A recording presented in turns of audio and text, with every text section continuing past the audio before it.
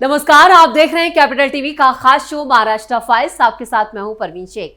आपको बताएंगे कांग्रेस के संसद के विशेष सत्र की मांग पर क्या बोले शरद पवार। संजय राउत ने खुद को जेल में डालने की क्यों की मांग।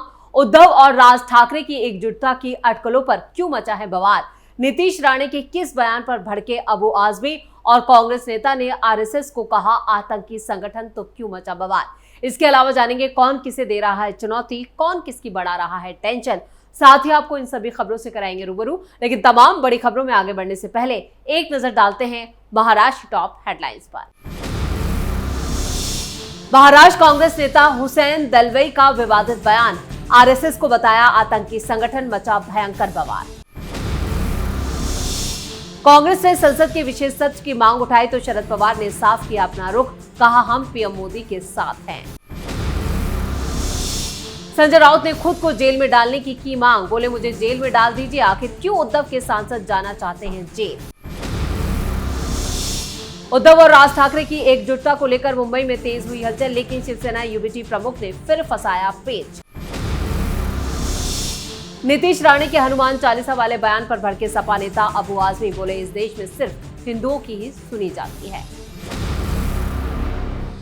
खबरों में सबसे पहले बात महाराष्ट्र कांग्रेस नेता के विवादित बयान की। हुसैन दलवई ने केरल के आरएसएस नेता के बयान पर पलटवार किया।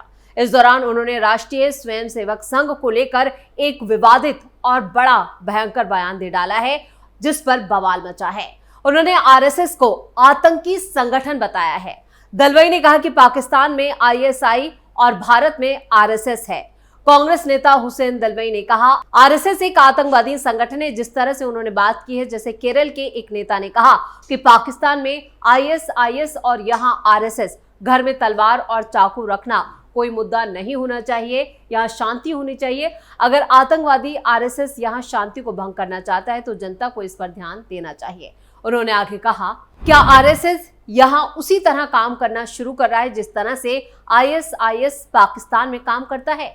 आरएसएस के सदस्यों को साफ करना चाहिए कि क्या ये एक आतंकवादी संगठन है। आपको बता दें कि पहलगाम हमले के बाद केरल के कासरगोड जिले में आरएसएस के सीनियर नेता के प्रभाकर भट्ट ने कहा कि हिंदुओं को आत्मरक्षा के लिए घरों में तलवार और चाकू रखने चाहिए। प्रभाकर भट्ट ने यह भी कहा कि पहलगाम हमले के दौरान अगर हिंदुओं ने तलवारें दिखाई होती तो वो बहुत खुश होते। उन्होंने कहा कि 6 इंच का चाकू रखने के लिए किसी लाइसेंस की जरूरत नहीं। उनके इसी बयान पर कांग्रेस नेता हुसैन दलवई ने आरएसएस पर निशाना साधते हुए उसे आतंकी संगठन करार दिया है, जिसके बाद महाराष्ट्र की सियासत में उबाल आ गया है। बीजेपी से लेकर तमाम शिंदे गुट के नेता इस बयान को विवादित बता रहे हैं और कह रहे हैं कि कांग्रेस नेता का यह बयान पूरी तरह से मूर्खतापूर्ण है। यानी इससे पहले कांग्रेस के विधायक विजय वडेट्टीवार का बयान आया था, जिस पर पहले ही कांग्रेस बैकफुट पर है, और अब हुसैन दलवई ने जो ये बयान दिया है संघ को लेकर, उससे कांग्रेस चौतरफा महाराष्ट्र में घिर चुकी है। राहुल गांधी की लगातार जो मुश्किलें बढ़ा रहे हैं, वो कांग्रेस के नेताओं के इसी तरह के विवादित बयान उनकी मुश्किलों में इजाफा कर रहे हैं। अब हुसैन दलवई ने जो संघ को लेकर बयान दिया है, उस पर कांग्रेस से माफी की मांग भी की जा रही है। खबरों में आगे बढ़ते हैं और अब बात शरद पवार के बड़े बयान की। पहलगाम हमले के बाद पूरा देश एक सुर में पाकिस्तान के खिलाफ एक्शन की मांग कर रहा है। ज्यादातर राजनीतिक दल पीएम मोदी के साथ हैं। हालांकि इस बीच कांग्रेस ने पीएम मोदी का नाम लिए बगैर एक फोटो अपने एक्स हैंडल पर पोस्ट की थी और इस फोटो में एक शख्स का सिर गायब था और सिर वाली जगह गायब लिखा था। बाद में सोशल मीडिया पर किरकिरी होने के बाद कांग्रेस ने इस ट्वीट को डिलीट कर दिया। अब इस पूरे मामले को लेकर कांग्रेस डिफेंसिव मूड में नजर आ रही है और यहां पर कांग्रेस की जमकर फजीयत हो रही है। बीजेपी ने कहा है कि पहलगाम हमले के बाद कांग्रेस और उसके सहयोगी दलों का असली चेहरा देश के सामने बेनकाब हो गया है। धीरे धीरे सच सामने आ रहा है। सर्वदलीय बैठक में कहते हैं कि हम सरकार के साथ हैं, लेकिन जिस तरह से पोस्टर कल कांग्रेस ने ट्वीट किया, सर तन से जुदा वाला, ये घृणित है। ये सोच समझ कर किया गया है। 2 तरह से बिल्डअप हो रहे हैं। पीएम मोदी के नेतृत्व में कई बैठकें हो रही हैं, बाहर देशों के डिप्लोमेट से बात हो रही है। सभी देश दहशतगर्दों से लड़ाई में भारत का समर्थन कर रहे हैं। सेना का मनोबल ऊंचा है। वहीं दूसरा बिल्डअप ये हो रहा है कि पाकिस्तान को कैसे बचाया जाए और उन्हें क्लीन चिट दी जाए। पाकिस्तान के समर्थन में कैसे खड़ा हुआ जाए, ये किस तरह का पोस्टर था।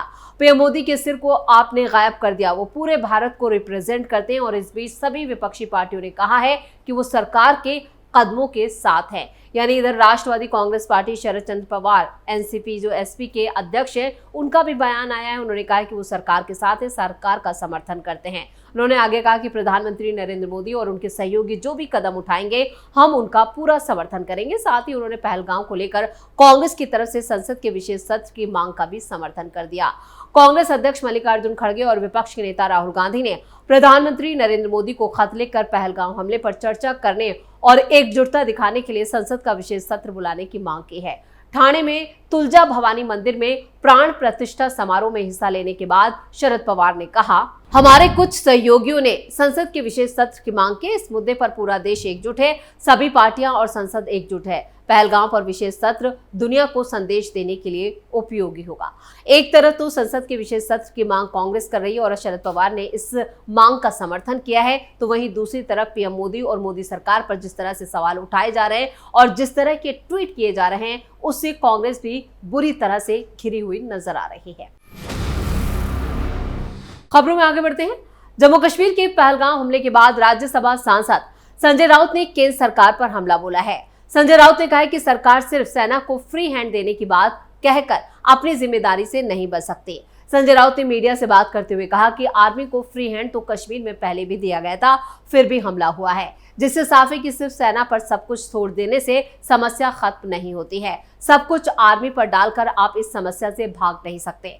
संजय राउत ने कहा कि 7 साल हो गए, पुलवामा पर क्या किया, एक फिल्म निकाली हाउस द जोश, फिर सब आंसू पोंछ कर बाहर गए। उन्होंने कहा कि यूट्यूब चैनल को बंद करना बदला नहीं होता, नौटंकी है। सर्वदलीय बैठक में प्रधानमंत्री नरेंद्र मोदी क्यों नहीं आए? वो तो बिहार प्रचार करने चले गए। आपको दिल्ली में बैठकर ऑपरेशन करना चाहिए, आपको बिहार नहीं जाना चाहिए था। संजय राउत ने आगे कहा, ये पाकिस्तान से पहले अपने लोगों से बदला लेंगे, ये सवाल पूछने वालों पर एफआईआर दर्ज करेंगे। आर्मी पर छोड़कर आप समस्या से अलग नहीं हो सकते। आप जिम्मेदार हैं, देश का गृह मंत्रालय जिम्मेदार है। जब युद्ध होगा तब हम समर्थन करेंगे, लेकिन 26 लोग जो मर चुके हैं, ये जो आफत आई है, ये सिर्फ गृह मंत्रालय की चूक है। अभी आपको फाइल निकालनी चाहिए। गृह मंत्रालय फाइल्स क्या करेंगे आप? अधिक से अधिक मुझे जेल में डालेंगे। डाल दीजिए, मैं सच बोलता हूं और बोलता रहूंगा। सांसद संजय राउत ने कहा कि राहुल गांधी अमेरिका का दौरा छोड़कर आए, आपको दिल्ली छोड़कर नहीं जाना चाहिए था, दिल्ली में बैठकर ऑपरेशन करना चाहिए था। फौजी हैं, उनको आपने अधिकार दिया है, उनको पहले से ही अधिकार है, वो है इसलिए कि आप जिंदा हो। इधर संबित पात्रा के बयान पर भी संजय राउत ने कहा कि रावलपिंडी के ऊपर हमला कीजिए, लाहौर के ऊपर हमला करिए, कराची पर हमला करिए, आप यही बातें करते रहेंगे और लोगों को भ्रमित करते रहेंगे। वैसे संजय राउत के ये बयान उद्धव ठाकरे को भारी पड़ने वाले हैं, क्योंकि संजय राउत सिर्फ उद्धव को बर्बाद करने के लिए ही इसी तरह की बयानबाजी करते हैं। जब उन्होंने इस तरह का बयान दिया है, तब पार्टी के दर्जनों नेताओं ने इस्तीफा देकर उद्धव को छोड़ा है और शिंदे गुट का दामन थामा है। संजय राउत जैसे नेता उद्धव ठाकरे की पार्टी को डुबोने का काम कर रहे हैं। बीएमसी चुनावों से पहले संजय राउत ने जिस तरह से मोदी सरकार और मोदी पर निशाना साधा है, इसका बड़ा खामियाजा पार्टी को भुगतना पड़ सकता है। खबरों में आगे बढ़ते हैं। ठाकरे बंधुओं के साथ आने की अटकलों का दोनों ही दलों ने स्वागत किया है। उद्धव ठाकरे की शिवसेना यूबीटी नेता और राज ठाकरे के मनसे नेता इस बात को लेकर उत्साहित है कि महाराष्ट्र की राजनीति में दोनों भाई एक बार फिर साथ दिखेंगे, जिसको लेकर शिवसेना यूबीटी के कार्यालय सेना भवन के सामने एक पोस्टर लगाया गया है, जो राजनीतिक गलियारों में चर्चा का विषय बन गया है। उद्धव गुट के शिव सैनिकों ने सेना भवन के प्रवेश द्वार के पास पोस्टर लगाकर राज ठाकरे और उद्धव ठाकरे के एक साथ आने की इच्छा जाहिर की है।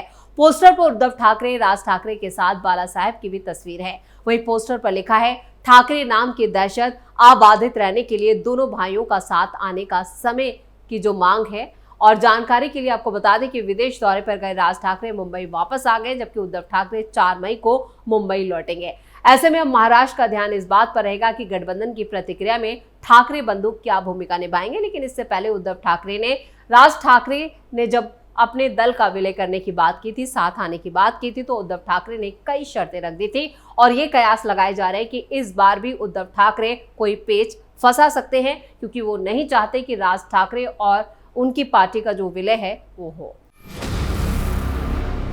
खबरों में आगे बढ़ते हैं। पहलगांव हमले में धर्म पूछकर गोली मारने की बात जब से सामने आई है, महाराष्ट्र के मंत्री नीतीश राणे लगातार देश के मुसलमानों के खिलाफ बयानबाजी कर रहे हैं।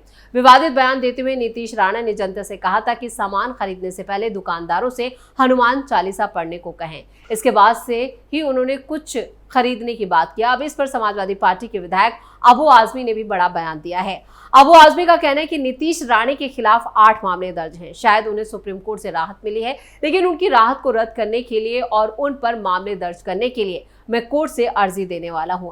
अबू आजमी ने नीतीश राणे पर बड़ा तंज कसते हुए कहा कि उनकी बातें थर्ड क्लास और ओछी हैं। अच्छे व्यक्ति की ये बातें नहीं हो सकती। अबू आजमी ने एक और बड़ा दावा करते हुए कहा, इस देश में हिंदुओं की बात ही सुनी जाती है। अगर ऐसा नहीं होता तो नीतीश राणे जेल में होते। आज तक वो जेल गए क्या? नहीं गए ना। मेरी शिकायत का संज्ञान joint commissioner law and order Satyanarayan Chaudhary ने लिया और कहा कि मैं इस पर कार्रवाई करके ही बताऊंगा। कि मेरा वादा है। पहलगांव में लोगों को धर्म पूछकर मारा गया। इस पर अबू आजमी ने कहा कि मजहब की बात विपक्ष नहीं कर रहा है, बल्कि यही लोग कर रहे हैं।